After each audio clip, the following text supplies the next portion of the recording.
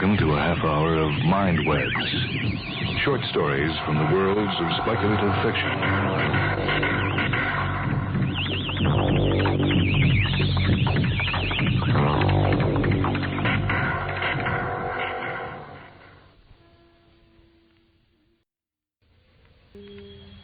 This is Michael Hansen with a Mind Web story by Arthur C. Clarke.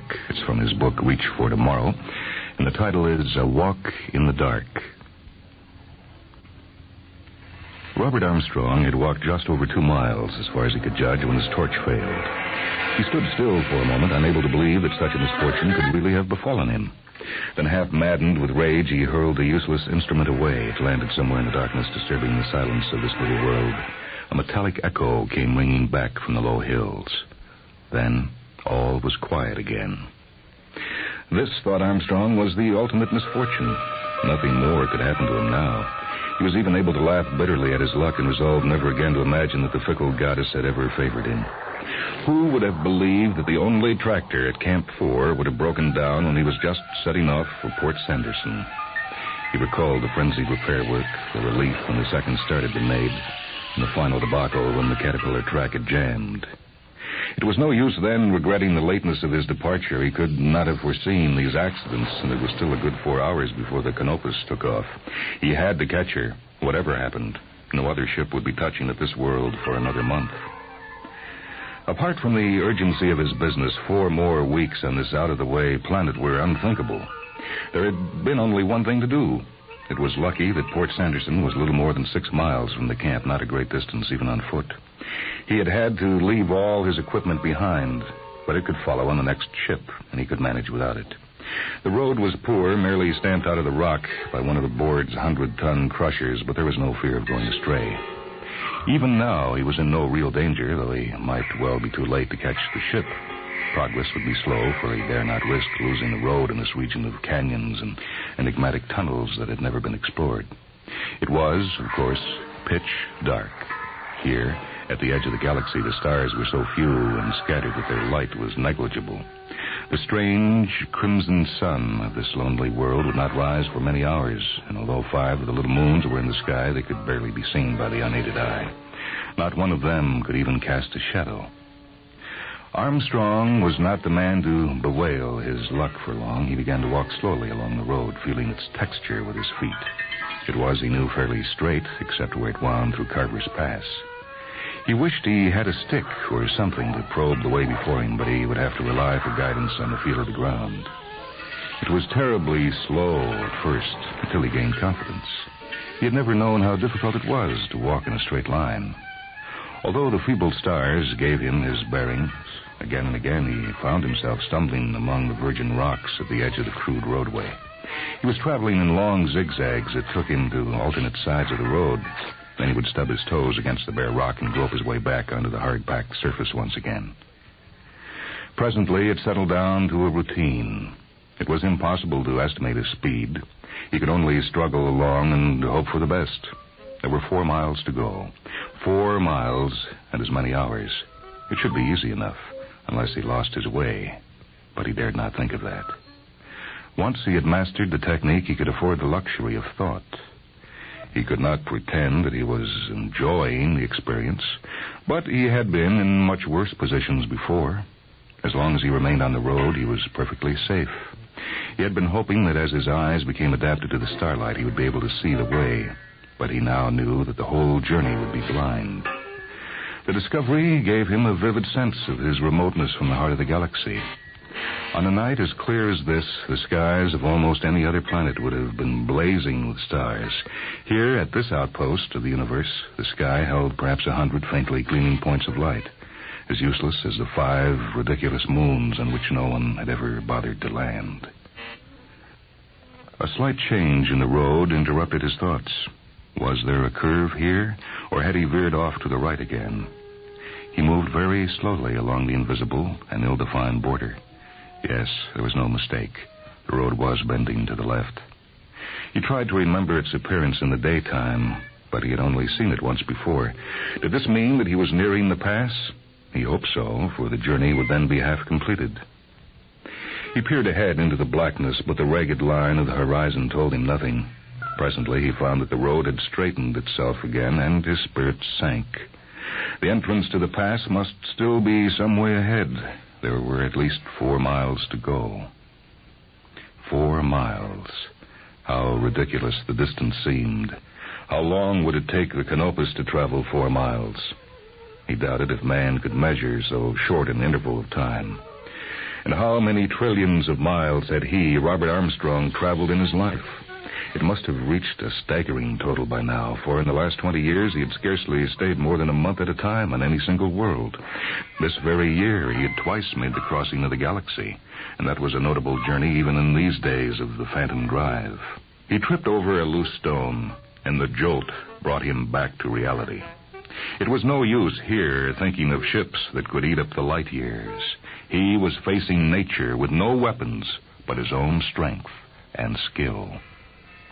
It was strange that it took him so long to identify the real cause of his uneasiness. The last 4 weeks had been very full, and the rush of his departure, coupled with the annoyance and anxiety caused by the tractor's breakdowns, had driven everything else from his mind. Moreover, he had always prided himself on his hard-headedness and lack of imagination. Until now, he had forgotten all about that first evening at the base, when the crews had regaled him with their usual tall yarns concocted for the benefit of newcomers. It was then that the old base clerk had told the story of his walk by night from Port Sanderson to the camp, and of what had trailed him through Carver's Pass, keeping always beyond the limit of his torchlight. Armstrong, who had heard such tales on a score of worlds, had paid it little attention at the time. This planet, after all, was known to be uninhabited. But logic could not dispose of the matter as easily as that. Suppose, after all, there was some truth in the old man's fantastic tale. It was not a pleasant thought, and Armstrong did not intend to brood upon it, but he knew that if he dismissed it out of hand, it would continue to prey on his mind. The only way to conquer imaginary fears was to face them boldly. He would have to do that now. His strongest argument was the complete barrenness of this world and its utter desolation, though against that one could set many counter-arguments, as indeed the old clerk had done. Man had only lived on this planet for 20 years, and much of it was still unexplored. No one could deny that the tunnels out in the wasteland were rather puzzling, but everyone believed them to be volcanic vents, though, of course, life often crept into such places. With a shudder, he remembered the giant polyps that had snared the first explorers of Vargon 3. It was all very inconclusive. Suppose, for the sake of argument, one granted the existence of life here. What of that? The vast majority of life forms in the universe were completely indifferent to man. Some, of course, like the gas beings of Alcaran or the roving wave lattices of Chandelune, could not even detect him, but passed through or around him as if he did not exist. Others were merely inquisitive, some embarrassingly friendly. There were few, indeed, that would attack unless provoked. Nevertheless, it was a grim picture that the old store's clerk had painted. Back in the warm, well-lighted smoking room with the drinks going around, it had been easy enough to laugh at it, but here in the darkness, miles from any human settlement, it was very different. It was almost a relief when he stumbled off the road again and had to grope with his hands until he found it once more. This seemed a very rough patch, and the road was scarcely distinguishable from the rocks around. In a few minutes, however, he was safely on his way again. It was unpleasant to see how quickly his thoughts returned to the same disquieting subject.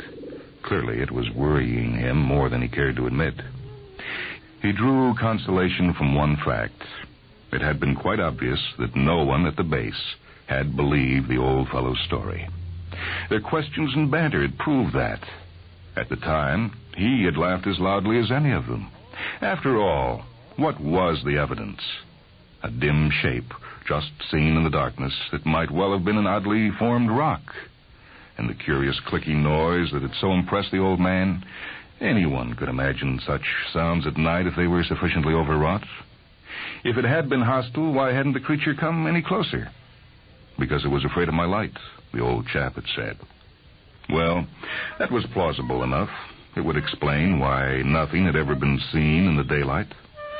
Such a creature might live underground, only emerging at night.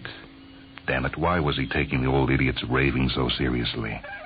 Armstrong got control of his thoughts again. If he went on this way, he told himself angrily, he would soon be seeing and hearing the whole menagerie of monsters. There was, of course, one factor that disposed of the ridiculous story at once. It was really very simple. He felt sorry he hadn't thought of it before. What would such a creature live on? There was not even a trace of vegetation on the whole of the planet. He laughed to think that the bogey could be disposed of so easily, and in the same instant felt annoyed with himself for not laughing aloud. If he was so sure of his reasoning, why not whistle or sing or do anything to keep up his spirits? He put the question fairly to himself as a test of his manhood. Half ashamed, he had to admit that he was still afraid. Afraid because there might be something in it after all. But at least his analysis had done him some good. It would have been better if he had left it there and remained half convinced by his argument. But a part of his mind was still busily trying to break down his careful reasoning. It succeeded only too well. And when he remembered the plant beings of Xanto Major, the shock was so unpleasant that he stopped dead in his tracks. Now, the plant beings of Xanto were not in any way horrible. They were, in fact, extremely beautiful creatures. But what made them appear so distressing now was the knowledge that they could live for indefinite periods with no food whatsoever. All the energy they needed for their strange lives they extracted from cosmic radiation, and that was almost as intense here as anywhere else in the universe. He had scarcely thought of one example before others crowded into his mind, and he remembered the life form on Trantor Beta, which was the only one known capable of directly utilizing atomic energy. That, too, had lived on an utterly barren world, very much like this. Armstrong's mind was rapidly splitting into two distinct portions, each trying to convince the other, and neither wholly succeeding. He did not realize how far his morale had gone until he found himself holding his breath, lest it conceal any sound from the darkness about him. Angrily, he cleared his mind of the rubbish that had been gathering there and turned once more to the immediate problem. There was no doubt that the road was slowly rising, and the silhouette of the horizon seemed much higher in the sky. The road seemed to twist, and suddenly he was aware of great rocks on either side of him.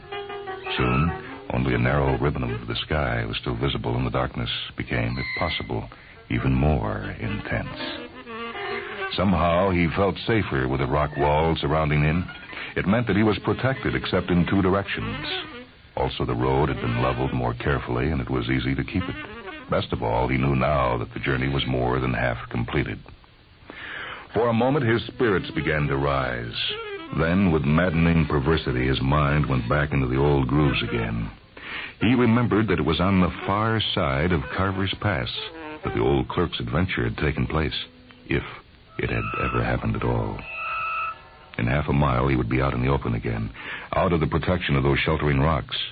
The thought seemed doubly horrible now, and he already felt a sense of nakedness. He could be attacked from any direction, and he would be utterly helpless. Until now, he had still retained some self-control. Very resolutely, he had kept his mind away from the one fact that gave some color to the old man's tale, the single piece of evidence that had stopped the banter in the crowded room back at the camp and brought a sudden hush upon the company. Now, as Armstrong's will weakened, he recalled again the words that had struck momentary chill even in the warm comfort of the base building. The little clerk had been very insistent on one point. He had never heard any sound of pursuit from the dim shape sensed rather than seen at the limit of his light. There was no scuffling of claws or hoofs on rock, or even the clatter of displaced stones. It was as if, so the old man had declared in that solemn manner of his, as if the thing that was following could see perfectly in the darkness and had many small legs or pads so it could move swiftly and easily over the rock, like a giant caterpillar or one of the carpet things of Clarke. Yet, although there had been no noise of pursuit, there had been one sound that the old man had caught several times. It was so unusual that its very strangeness made it doubly ominous. It was a faint but horribly persistent clicking. The old fellow had been able to describe it very vividly, much too vividly for Armstrong's liking now. The old man had said, "Have you ever listened to a large insect crunching its prey?" Well, it was just like that. I imagine that a crab makes exactly the same noise with its claws when it clashes them together. It was, a chitinous sound. At this point, Armstrong remembered laughing loudly. Strange how it was all coming back to him now. But no one else had laughed, though they had been quick to do so earlier. And sensing the change of tone, he had sobered at once and asked the old man to continue his story. How he wished now that he had stifled his curiosity. It had been quickly told. The next day, a party of skeptical technicians had gone into the no-man's land beyond Carver's Pass. They were not skeptical enough to leave their guns behind, but they had no cause to use them, for they found no trace of any living thing. There were the inevitable pits and tunnels, glistening holes down which the light of the torches rebounded endlessly until it was lost in the distance. But the planet was riddled with them. Though the party found no sign of life, it discovered one thing it did not like at all. Out in the barren and unexplored land beyond the pass, they'd come upon an even larger tunnel than the rest. Near the mouth of that tunnel was a massive rock half embedded in the ground, and the sides of that rock had been worn away as if it had been used as an enormous whetstone. No less than 5 of those present had seen this disturbing rock. None of them could explain it satisfactorily as a natural formation, but they still refused to accept the old man's story. Armstrong had asked them if they had ever put it to the test. There had been an uncomfortable silence. And then big Andrew Hargraves had said, hell, who'd walk out to the pass at night just for fun? And had left it at that. Indeed, there was no other record of anyone walking from Port Sanderson to the camp by night, or for that matter by day. During the hours of light, no unprotected human being could live in the open beneath the rays of the enormous lurid sun that seemed to fill half the sky. And no one would walk 6 miles wearing radiation armor, even if the tractor was available. Armstrong felt that he was leaving the pass. The rocks on either side were falling away now, and the road was no longer as firm and well-packed as it had been. He was coming out into the open plain once more, and somewhere not far away in the darkness was that enigmatic pillar that might have been used for sharpening monstrous fangs or claws. It was not a reassuring thought, but he could not get it out of his mind.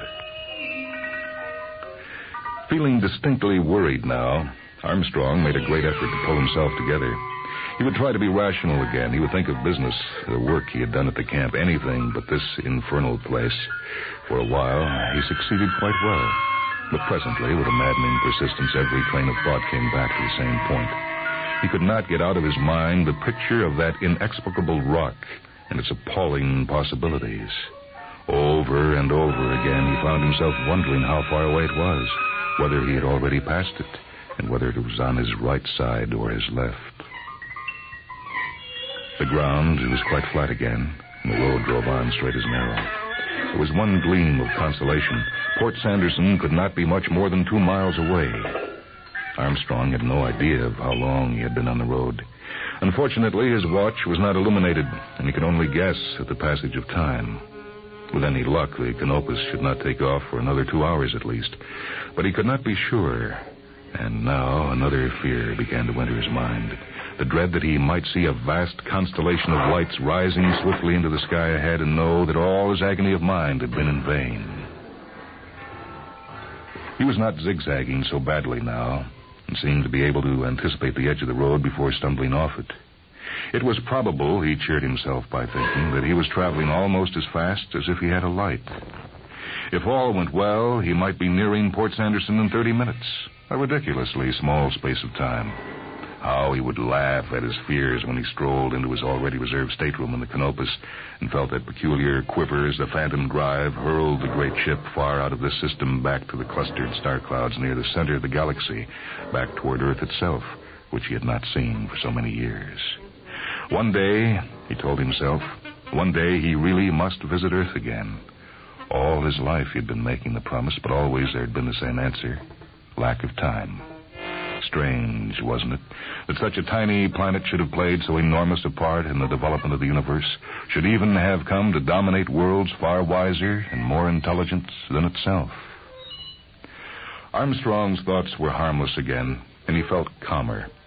The knowledge that he was nearing Port Sanderson was immensely reassuring, and he deliberately kept his mind on familiar, unimportant matters. Carver's past was already far behind, and with it that thing he no longer intended to recall. One day, if he ever returned to this world, he would visit the past in the daytime and laugh at his fears. In 20 minutes now, they would have joined the nightmares of his childhood. It was almost a shock, though one of the most pleasant he had ever known, when he saw the lights of Port Sanderson come up over the horizon. The curvature of this little world was very deceptive.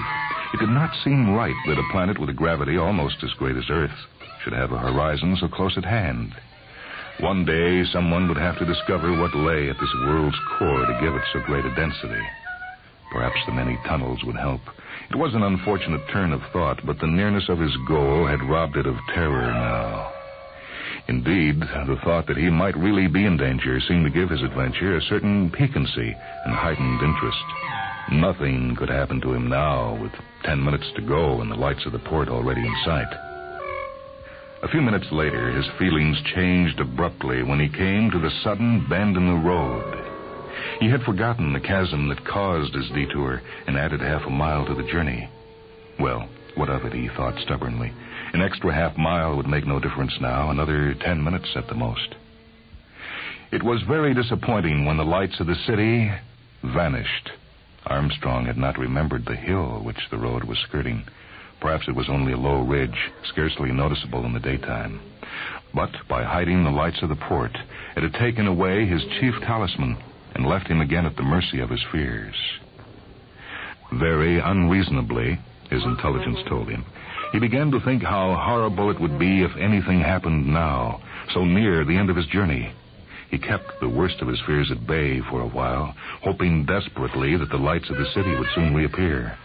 But as the minutes dragged on, he realized that the ridge must be longer than he had imagined. He tried to cheer himself by the thought that the city would be all the nearer when he saw it again. But somehow, logic seemed to have failed him now. For presently, he found himself doing something he had not stooped to, even out in the waste by Carver's Pass. He stopped, turned slowly around, and with bated breath listened until his lungs were nearly bursting. The silence was uncanny, considering how near he must be to the port. There was certainly no sound from behind him. Of course, there wouldn't be, he told himself angrily. But he was immensely relieved.